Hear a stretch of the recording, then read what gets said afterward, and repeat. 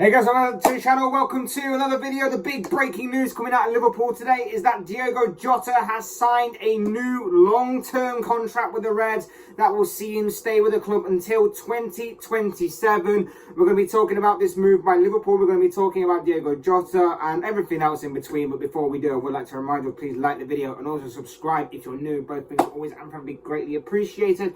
But for now, let's get into talking about Diogo Jota. And like I say, it's good news for the Reds, this one, because Jota is a player who obviously came in a couple of years ago. He signed from Wolves for a massive transfer fee, just over £40 million a couple of years ago. And he's slotted in straight away. He's hit the ground running straight away when he came to the Reds. And I think this is a very good sign of Liverpool. Again, tying up a worthy investment, a long-time asset for a number of years. A strong player, a player that obviously is a big part of the squad going forward.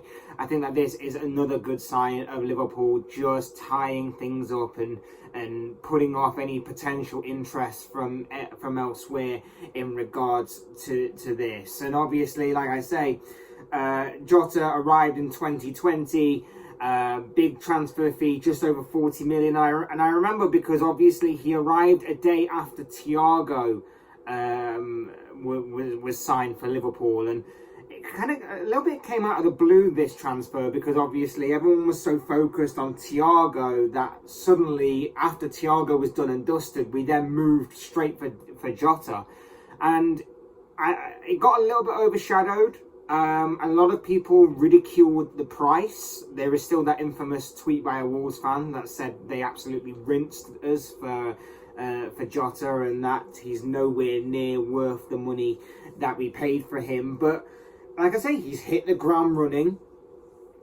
He scored plenty of goals. He's actually surprised a number of people with his performances and with the goals that he scored. He's actually scored 34 goals in all competitions and assisted 9 times across the 2 years that he's been here, in playing 85 games across all competitions. Obviously, he's a big sign of Liverpool's strength and depth.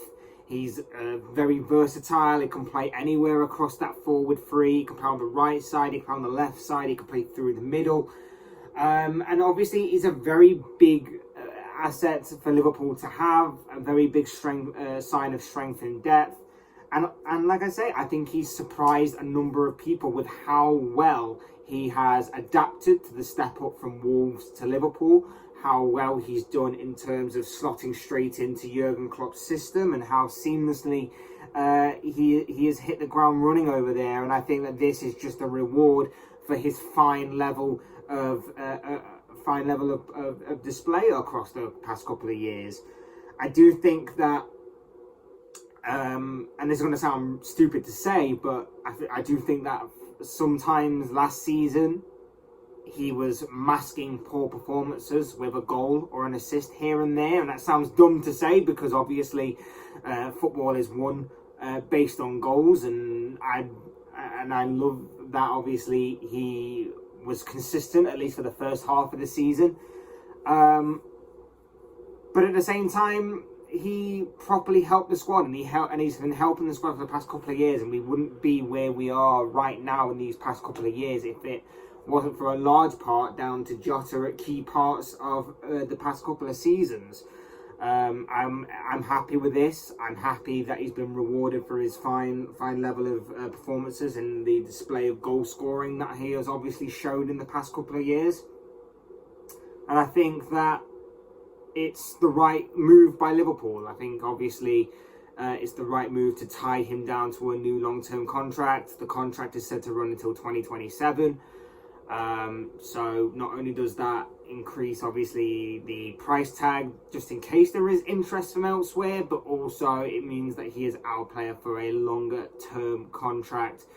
And I just think that it's another fine move by Liverpool, FSG, Jurgen Klopp, everybody else in between, as to keep a very big and key player at the club going forward.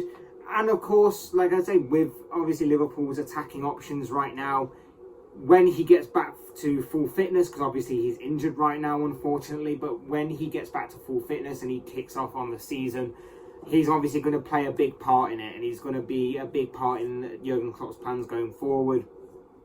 Whether he's deployed out on the right wing or the left wing or through the middle, he just has a natural instinct for goal.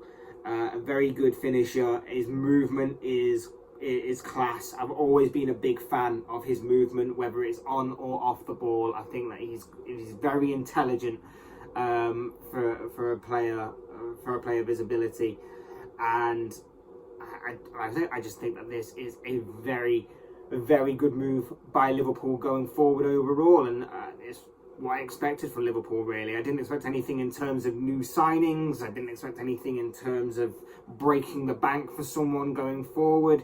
I just expected this kind of news to happen, and obviously this time around, it's Diogo Jota who has followed suit of the likes of Mohamed Salah and Virgil van Dijk and Trent Alexander-Arnold and Fabinho in recent years to sign a new contract at Liverpool. Very quick video on this, just wanted to kind of throw it out there and talk about it because I do think it's quite interesting.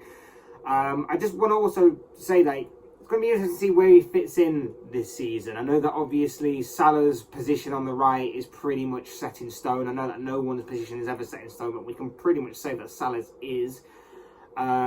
Diaz on the left, that seems to be the direction going forward. I think Jota obviously can challenge both of them, and obviously up front you've still got Jota's capability of playing that role.